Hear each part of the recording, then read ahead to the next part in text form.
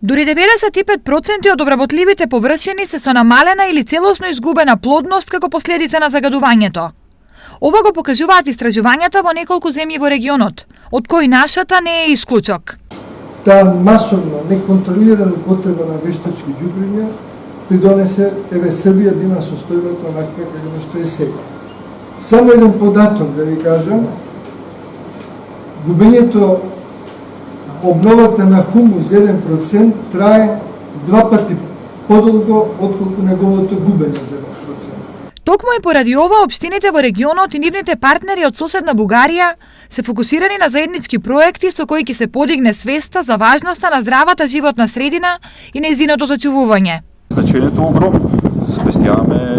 Значењето е огромно зашто работиме на спречување на штетни емисии, се штедат парични средства и слично. 60-66% паричните средства кои се дават за осветление.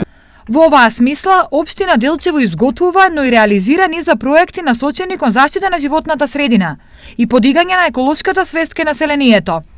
Швајцарската агенција за развој со работи која што работи на зачувување на подрачјето на река Брегалница, исто така и преку нивните проекти, односно активности кои што ги спроведуваме мерки за промоција, мерки за заштита и темите ги ставаме на дневен ред за да можат од најмали нозе децата во училиштата, па и постарите да го сватат значењето на оваа тема.